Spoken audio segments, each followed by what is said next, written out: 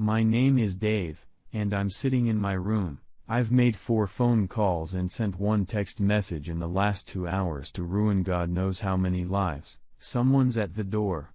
Hey, sweetie. Where's Fiona? I called Stuart, and he came home early. He's going to pick her up and look after her until I get home. Linda, I've said it before, but I'll say it again. He's a great guy. I know it's a tradition not to like your son-in-law, but your choice is so damn good. I just can't help but like him. I grinned at my daughter's grim smile. We shared a sense of humor. Have you told Pete yet, Dad? No. Your brother is at sea right now. I'll write him later. Okay, Dad. I'm here for you. You know that. Yes. Thank you, sweetheart. We were silent for a long time. Why did she do that to you, Daddy? I don't know, honey.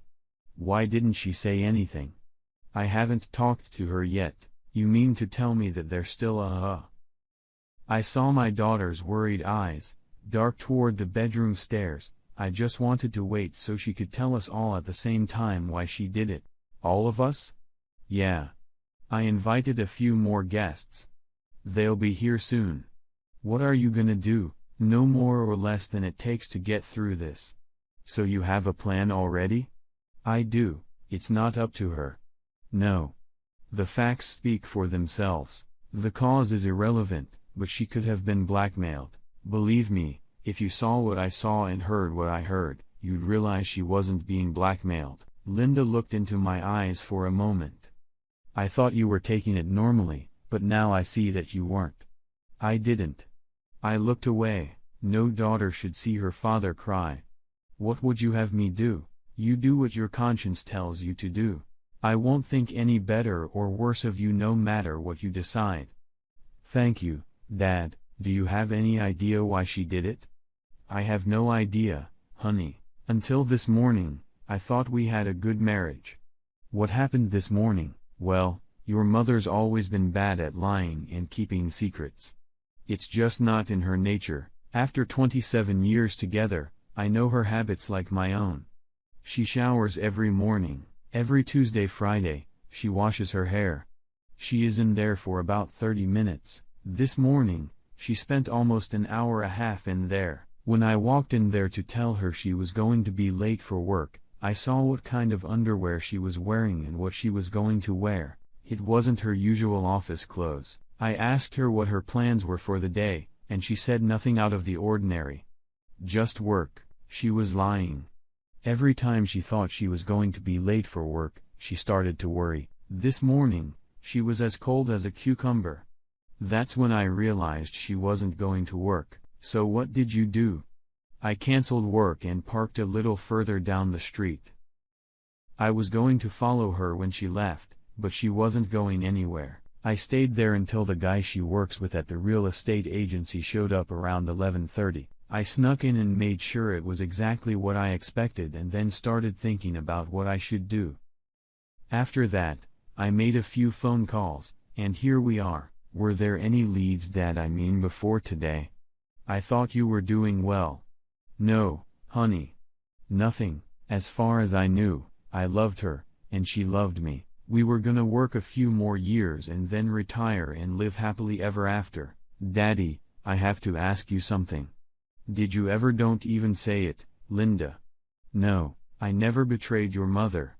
I've never disrespected a woman so much in my life. Even when our sex life pretty much died a couple years ago, I just let it go. What? You haven't had sex in 2 years? No. Your mother was never overtly sexual. She just didn't seem to enjoy it very much. Sure, she seemed to enjoy it when we started, but that was in the beginning. When she went through menopause 2 years ago, everything just completely dried up. So when you found her today, it must have hit hard. I let my steely gaze answer that for me. At that moment, there was another quiet knock on the door. I opened it and saw my father-in-law standing there. Come in, Paul. Thanks, Dave. Where is she? Upstairs in our bedroom. Okay. I'll have to see for myself. I understand. Just don't disturb her, please. The old man went up the stairs and came down a minute later looking even older. He sank heavily into a chair. I poured him a whiskey, and he drank it down. I can't believe she would do that to you. She knows how devastated you were when your fiancé cheated on you. After all, she helped pick up your pieces.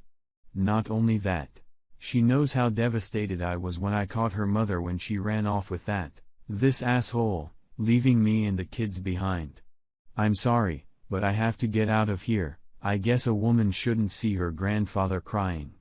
I walked him to the door. Linda pretended like she was going to follow us, but I waved her off. I wanted the old man to retain the remnants of his pride. He stood on the porch and grabbed my shoulders for support. Do what you have to do, son, but nothing physical. I couldn't stand to watch this. Don't worry, Dad, I won't touch a hair on your daughter's head, but as for the other shit, I apologize for what I'm about to do. A guy's got to do what he's got to do. He looked at me for a long time then nodded. He shuffled to his car and slowly drove away. A broken man, I called his son, my wife's brother, and without going into details, suggested he go to his father's house for support. I was just hanging up the phone when I heard the toilet flush upstairs. Nap time must be over. I joined Linda. And for a few minutes, we sat in silence. Soon, we heard the creaking of the bed and the sounds of passion. See, Linda, does this look like blackmail to you? No, Dad. How can you sit there? Why don't you go kick that bastard's ass? Well, it's not easy, honey, but I have the ability to shut off my emotional side, sort of detach myself from all feelings. So why torture yourself? Why not go upstairs and stop it? Throw the whore out? We have another visitor. As if on cue, there was another knock on the door. I opened to a sensible lady a few years younger than me. Surprisingly, she had a boy and a girl with her. They looked like teenagers. Is this Mr. Brown? Yes. Please call me Dave. I'm Jenny Smith, and these are my children, Robert and Sarah. I picked them up from school. If what you say is true, I wanted them here, if only to realize that it was their father who destroyed our family. I shook Robert's hand. It was surprisingly firm. I introduced them all to Linda. You said you had proof, Dave? In response, I reached into my pants, which were lying on the armrest of the couch, and pulled out my wallet. I held it out to Jenny. She opened it and looked at the driver's license. A tear rolled out of her eye. She must have hoped what I'd said on the phone was a mistake. Her face was suddenly petrified. Well, Dave, where are they? In response, I simply put my finger to my lip in the international symbol of silence. We sat there listening to the grunts and groans. Son of a bitch. You haven't run into them yet? No. I wanted us to act as a team. I just made a video for us that I'm happy to share. I also set up a tape recorder and stuck it under the bed. We can go right now if you want. I suggest the kids wait until we meet up with the, worthy performers. Yeah. You're right. Wait a minute. I have a locksmith to change the locks on my house. I was just waiting to see if you were right. I'm not really surprised. It's not the first time. He's such a smooth-talking little fool. Dang. Linda and I waited patiently while she called the locksmith, then her lawyer, and gave them both permission. We distracted her kids from the noise by chatting about nothing. Then Jenny squared her shoulders. Okay. Let's go. Jenny, Linda, and I headed up the stairs while the kids downstairs waited for our cue. After Jenny peered furtively through the doorway, I gestured for them to stay away, and I entered the room myself. I stood at the foot of the bed and watched and discussed. What I had seen before was true missionaryism. Now he was taking it doggy style. I could see that he had a very bad feeling about his physical safety in the near future. That's right, asshole. I'm bigger and uglier than you, and please believe me. I'm pissed as hell. Why don't you just go back to bed and cover yourself and my ex-wife? He was an obedient bastard if nothing else. Within seconds, they were already lying side by side under the covers. I noticed that the look on Tracy's face went from shock to defiance. I let her speak first. Dave, I want a divorce. I've fallen in love with Joe, this guy. I'm sorry you had to find out like this. We were gonna tell you tomorrow. Okay, honey, by the way, I know his name is John Smith, don't I? I could see it shocked them. Not the smartest move, leaving your wallet in your pants pocket downstairs, asshole, Tracy, just idle curiosity, but why are you so done with our marriage? You had to know that catching you cheating would devastate me. Finally, I saw the shame on her face. I'm so sorry, Dave. We couldn't help falling for each other. I accept that, darling, but you could have not put the cart before the horse. You could have not fucked that asshole before you announced you wanted a divorce. Couldn't you? I'm sorry, Dave, I just wanted to make sure John and I were compatible. We didn't want you to see us. If it helps, it was the first time. What? A test drive of a new model, a size test. Don't be rude, Dave. I don't want our marriage to end in a fight. Can't we break up as friends? That almost broke through my mental defenses. I assumed that under the pressure of this situation, it's like she's quoting tomorrow's pre-rehearsed speech. You've got to be fucking kidding me. You're lying in my bed with another man and you wanna break up his friends. I don't think so. We stared at each other until Tracy lowered her eyes. I decided it was time to start scoring points. Your father wanted me to tell you how disappointed he is. He had hoped you wouldn't turn out to be a slut like your mother. Tracy's face turned white as a sheet. Yeah. I called him. I'm surprised you haven't seen him. He was just standing here half an hour ago. Why? Because bitch, I wanted you to start feeling the same pain I've been feeling since that asshole showed up. I don't know what the kids would think of that. Oh God, Dave. Please don't tell the kids. Please. Sorry, honey. Too late. Linda took this moment to appear in the doorway. Tracy took one look, shrieked, and hid her face under the sheet. Don't worry, Mom. It doesn't work for ostriches, and it won't work for you.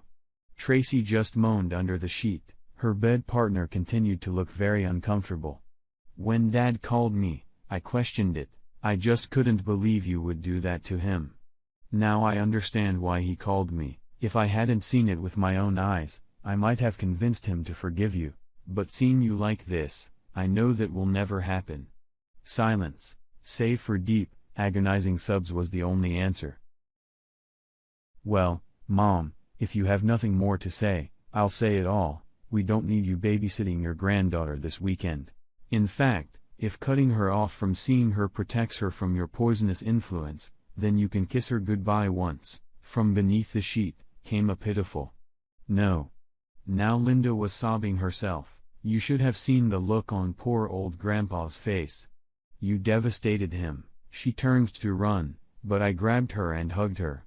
She broke free and ran downstairs. Soon, we all heard the front door slam. A few more minutes passed before Tracy reappeared with red eyes. Why did you do that, Dave? Because you haven't yet experienced half pain I'm experiencing, Tracy. You haven't felt your heart ripped out and stomped on, but you'll get it.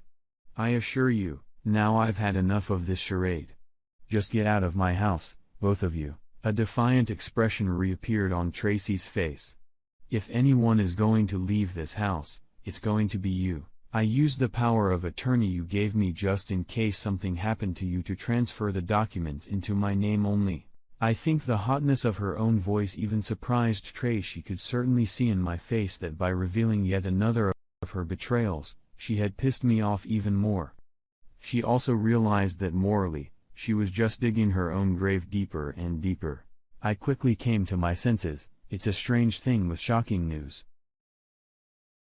It stops hurting so much when it reaches a certain point. I reached that point 2 hours ago. How are you gonna pay your mortgage, Tracy? You think you and I haven't figured it out, Dave? With my salary and commission and John, we'll be fine. What are you talking about, Tracy? Your boss, Mr. Johnson, told me to tell you both that you're fired. He would have told you himself, but apparently both phones are disconnected. Good Christian soul that he is. He had a vague idea of two married assholes like you cheating during work hours. You didn't tell him, Dave. Tell me you didn't. And sent him some nice pictures. Tracy's bedmate had finally found his voice. How do you know I'm married? Do you remember your driver's license? Phone book, cell phone, easy. Wife Jenny, about 5, 6, pretty redhead. Kids Robert and Sarah look like good kids. Please, Mr. Brown, don't tell my wife. Why not? You haven't finished emptying all your bank accounts in preparation for sailing off into the sunset with my wife. She's getting the house. Just give me a chance to speak softly to her, please. She doesn't deserve this. I still love her in my own way. She doesn't deserve to find out what she doesn't. Yeah, you're right. Unfortunately, it's too late. I didn't need to turn around to know exactly when Jenny and her kids walked through the door. His face spoke for itself. The look on his face was priceless. Yes, it is too late, my dear husband.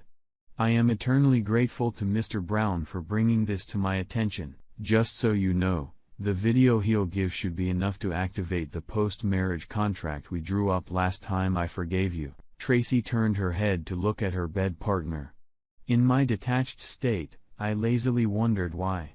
Was it the fact that he was a serial cheater, or was it the news that their financial plans were now thwarted? My house has had the locks changed a long time ago. If you wanna come by in the morning to get your stuff, it'll be in the dumpster I'm going to hire this afternoon. Throughout this tirade, poor John stared in horror at his feet.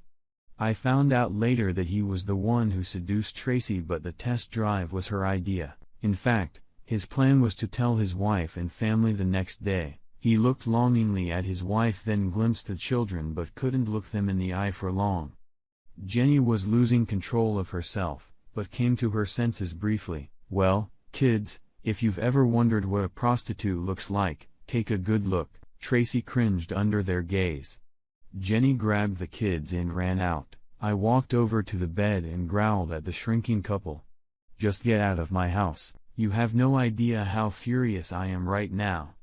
I'll be back in 2 hours or so. I want you both gone when I get back. One look at my face convinced them of the seriousness of my intentions. I ran after Jenny and detained them before they left. We agreed to meet at a coffee shop, which we did. We comforted each other and tried to guide the kids through the upcoming process. Robert turned out to be an adult beyond his years and helped calm his sobbing sister.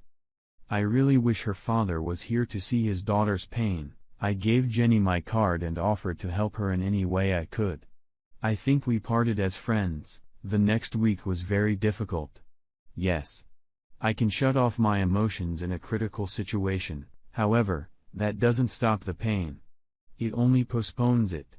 Of course, I was busy with work and lawyers. They were very interested in my testimony, especially the tape recorder I pulled out from under the bed. It recorded some pretty decent conversations in which the two lovers detailed their plans to take over most of the two families' marital property. Tracy justified it as her right because of my earning power.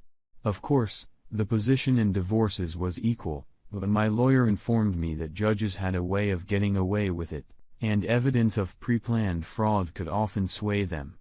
Linda insisted on listening to the tapes too. We were both stunned by her mother's planned vindictiveness. Linda called her mother for an explanation, but got nothing to convince her that it wasn't just pure evil. I made a brave face for Linda and a brave voice for my son when he called, but it wasn't easy. The next weekend after the show, I got a call from Jenny. She was very happy to mow her own lawns, but had no idea how the mower worked. After a few lessons on Sunday and doing some other minor maintenance work, I was invited to stay for dinner. We chatted as the kids went to bed. Then things got serious. How are you, Jenny? About as well as can be expected, Dave. Thanks for asking. I think I've been mentally preparing for this for years.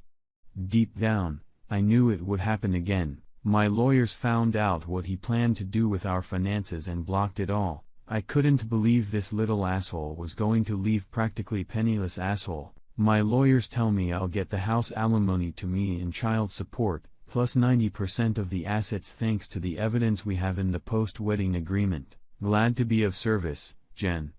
My attorney said something similar, but only about 50–70% of assets. He came by 2 days ago begging for alms. I think his lawyers were telling him the same thing as mine, and the thought of being raped terrifies him. I told him to back off.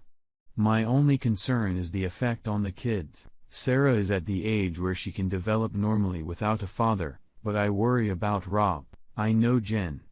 At his age, a boy needs a good strong role model. I've been thinking about it. Could I volunteer for this job? I would be honored to come into his life and help in any way I can. Jenny was silent for a long time.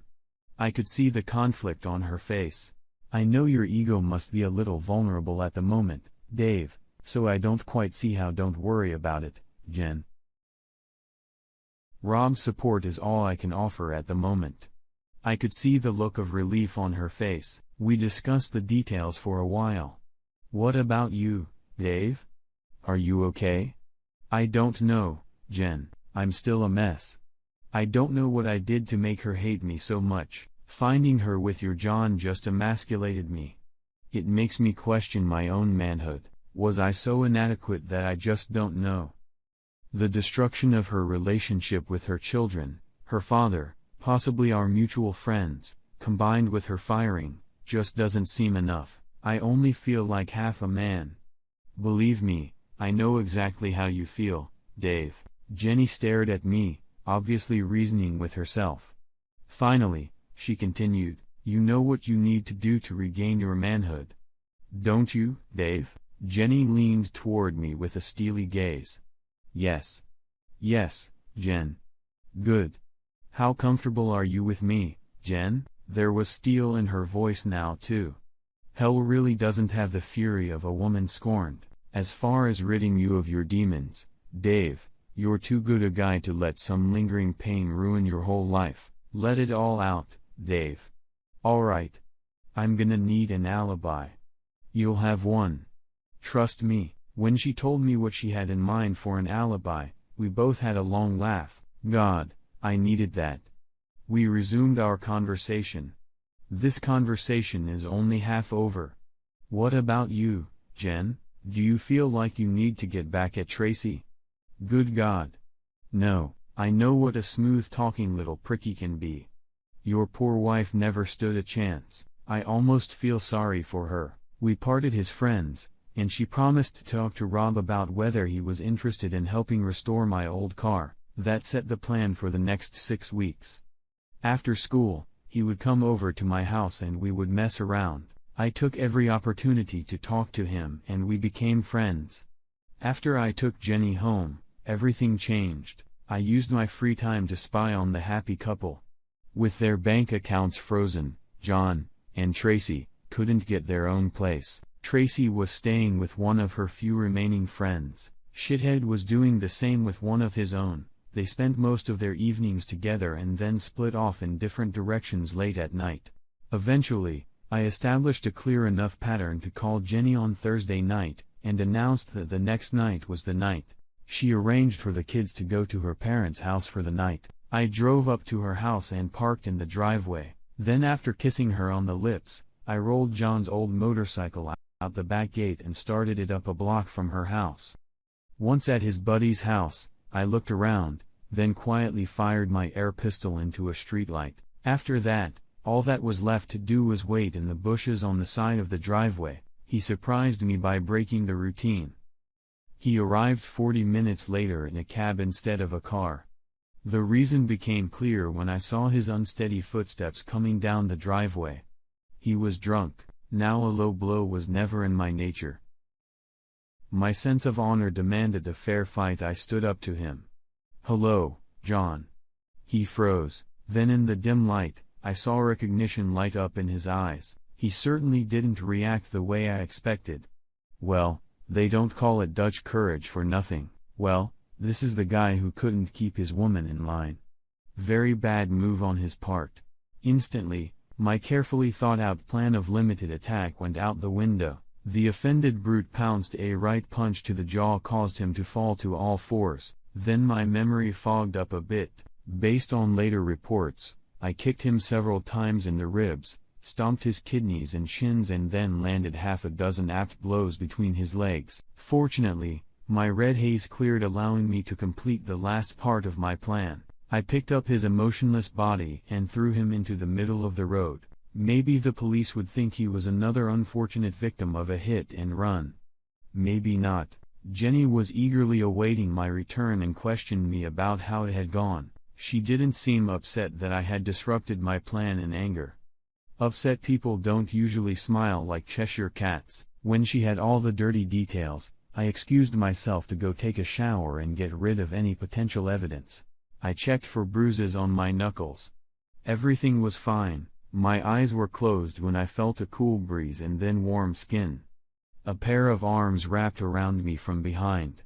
I thought you didn't want this. Fuck what I want. You need this. You got the man. Now you need to get his woman. I turned around and we kissed. God, I needed that. We finally got away from each other. Besides, when the police come to check my alibi, I want to be as convincing as possible. Now finish up and go to the bedroom. Who am I to refuse a lady's request? Still wet. I threw her on the bed. Normally, as a lover, I pride myself on my attention to a woman. Today, there was none of that. I took her as long and as hard as I could. As far as I could tell, she was enjoying it too. I woke up in the pre-dawn light when I felt her slide back into bed. She snuggled up against me. I'm so sorry, Jen. I was really tired last night. I hope you weren't too disappointed. If that was you in second gear, God help me when I get your third. I continued to gently make love to her a few more times. After that, we both dozed off again. I woke up to breakfast and coffee. Hey, Dave, some jerk broke the back window of your car last night. I already called the police. Sure enough, the police came and my number was entered into their system. It was soon linked to a report of a possible assault last night.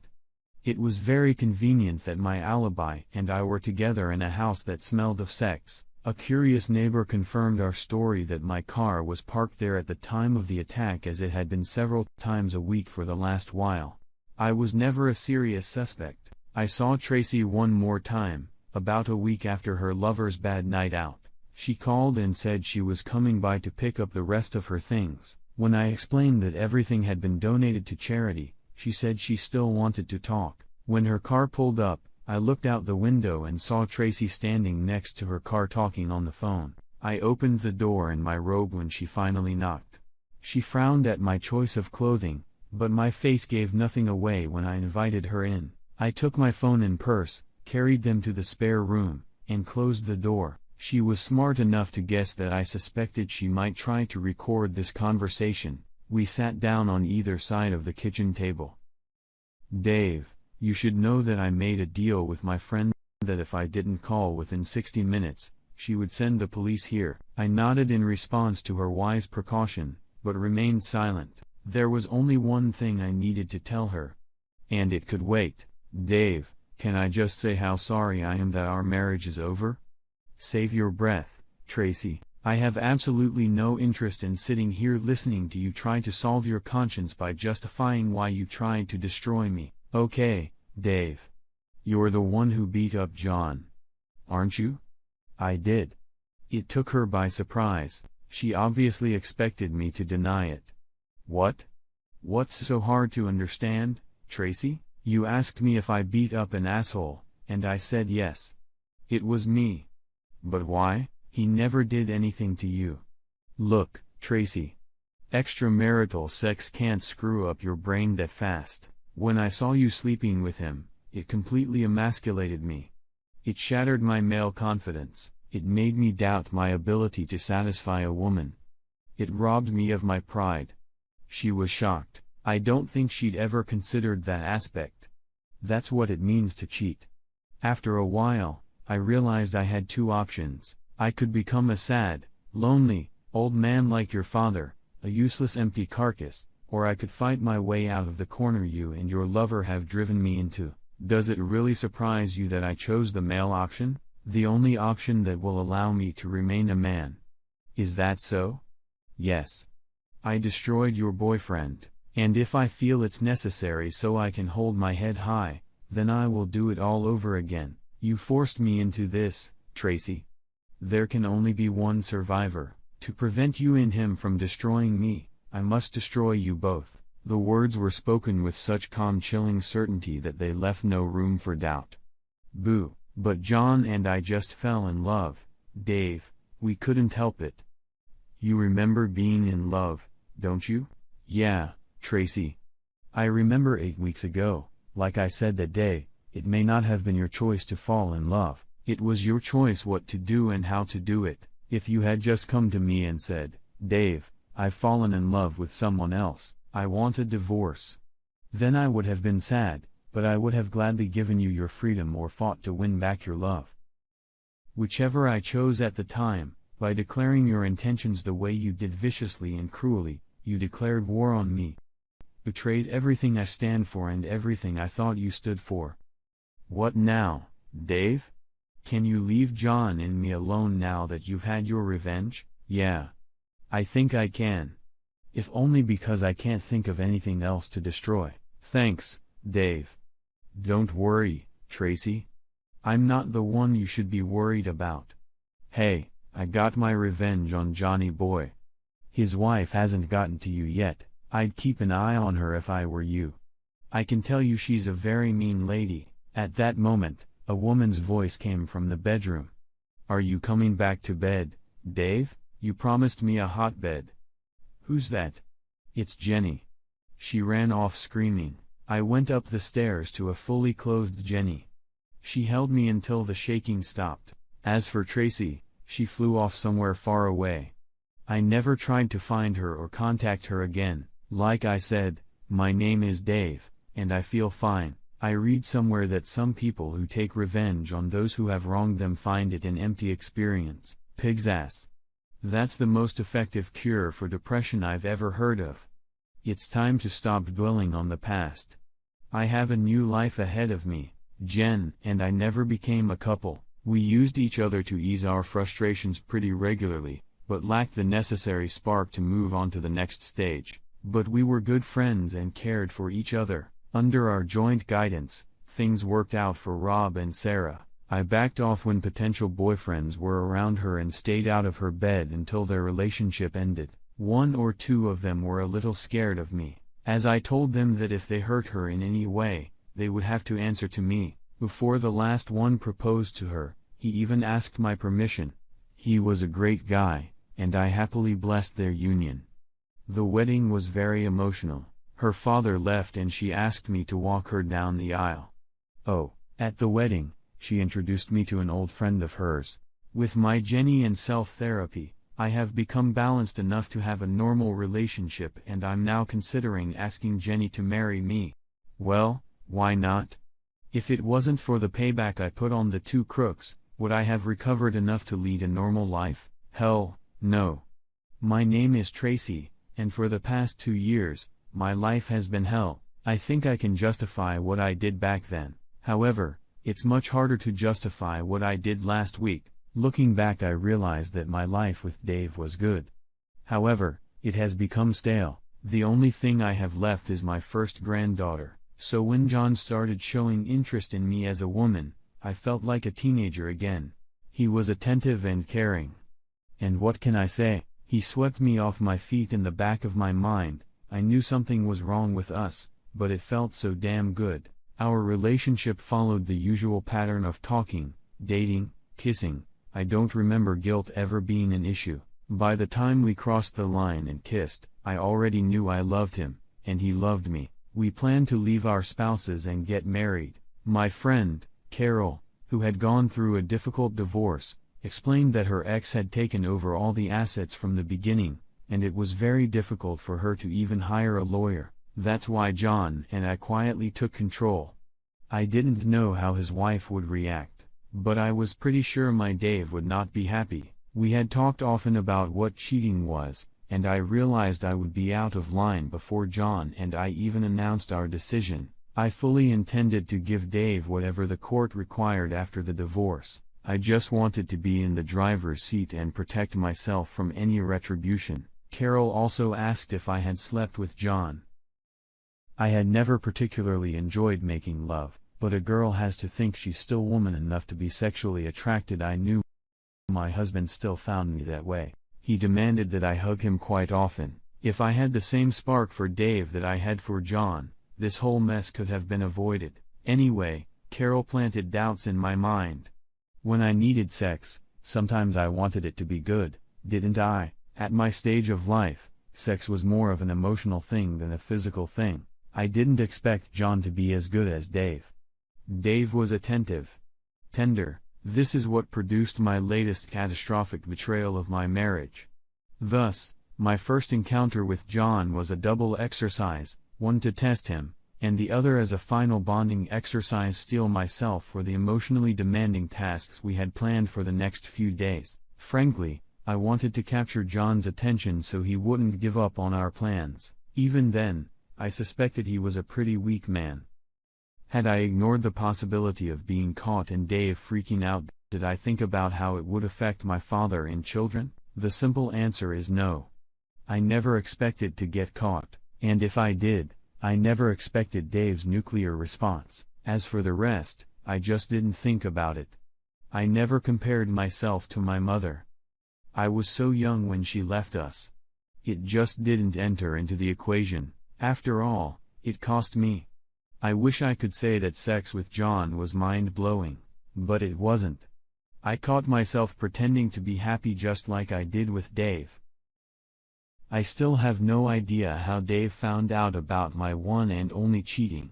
It just didn't matter to me. I was devastated when I saw the hurt in his eyes when he walked into the room. I tried to justify myself to myself later, but, of course, I couldn't. He had never done anything bad enough to warrant it. My guilt manifested itself as disobedience for a very short time, but it didn't last long. The thought of my father witnessing my misbehavior and my daughter's words were just killing me. The look on John's daughter's face was almost as horrifying. I had no idea my husband was capable of such cruelty. When I got the call from the hospital about John's hospitalization, instinctively knew it was Dave's doing. The doctors thought John's broken jaw, concussion, bruised kidney, 3 broken ribs, cracked tibia and shattered groin were consistent with an accident. That's not what I thought. That's why I called the police and gave them Dave's name and license plate number. But when I called back 2 days later, they said Dave was not a suspect. That's why I stayed with John all week while he was in the hospital. I knew he needed my protection. Until 2 months ago, if you'd asked me if my Dave was capable of this, I would have said no way. Within 15 minutes in my old bedroom, I glimpsed a new one, Dave's monster. The monster I knew I had created, a monster more than capable of boundless cruelty. Yes, I just knew it was Dave. That's why just before John was discharged, I called Dave and arranged to meet at our old house. This shit had to stop. Hadn't he gotten his revenge yet? John and I were both destroyed. We needed to face it. I was sad to walk to my front door, not as sad as I expected from the upcoming conversation. How had I gone from loving a man to thinking of him as an enemy in such a short time? Before ringing the doorbell, I called Carol and told her to call the police if she didn't hear from me in an hour. The door was opened by Dave in a bathrobe, unusual. There was no expression on his face as he invited me in. When he asked me to hand over my phone and purse, I scolded myself for not thinking to bring my voice recorder. Then I asked myself why he would never admit to the assault. I quickly glanced at the stranger I had known for over 27 years. I felt remorse for the way our marriage had ended. By explaining how I felt, I hoped to ease his pain and maybe get him to back off a little. He shut me down as soon as I started, said he wasn't interested in why. His tone was harsh and his expression blank. Who was this guy? I didn't recognize the face or the voice. I was stunned when he nonchalantly admitted to beating up John. When I heard his motivation, I realized why he did it. Let's just say it did nothing to assuage my conscience. I genuinely didn't understand why Dave hated John so much. He, of course, was very quick to put that thought in my head. I suddenly realized how self-centered I had become.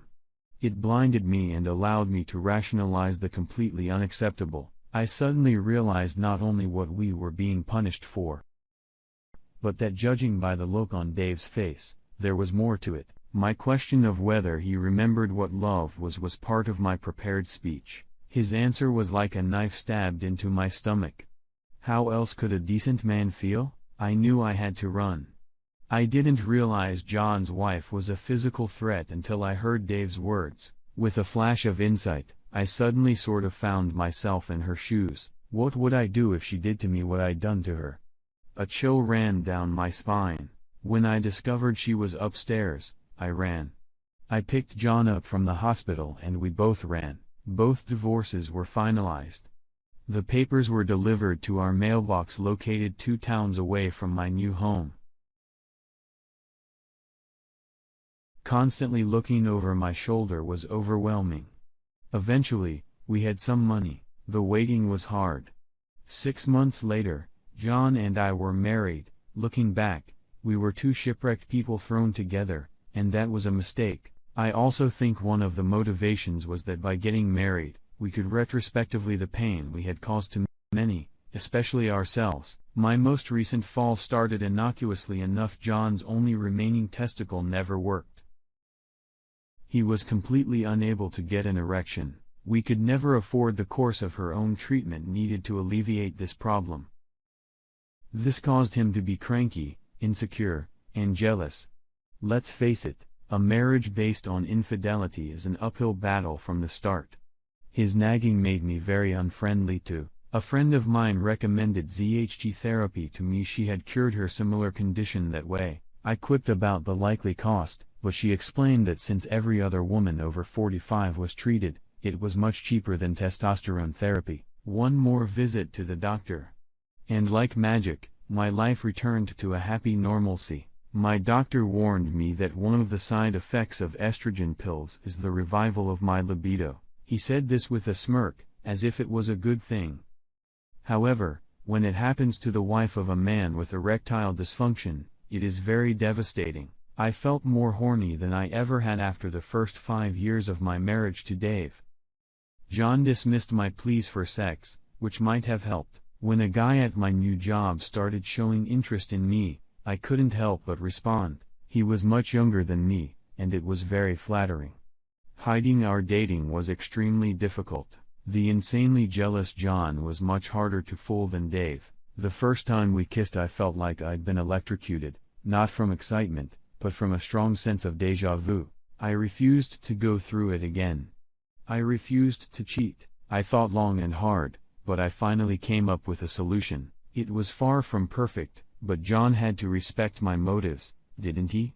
So I sat John down on Thursday night last week and told him as gently as possible that I wouldn't be home on Friday night. I have a lover to meet. I will be discreet. It's just sex, and I will never rub his nose in it. I took his silence Thursday night Friday morning as reluctant agreement. After treating me to dinner and a disappointingly short sex session, my new lover fell asleep. Embarrassed, I went home to the trailer where John and I lived. He wasn't there. The wail of sirens at dawn alerted me to the fact that he was hanging swinging from a tree. I did it again. Destroyed the man. I prepared myself for the payback. I knew he had orchestrated. I was surprised to find that it consisted only of a suicide note and a letter to his lawyer. So the suicide note was emailed to all of our remaining friends who immediately dumped me. The letter to his attorney was to change the beneficiaries, his insurance policy and his will from me to his children. When will I learn? Never touch a man's pride.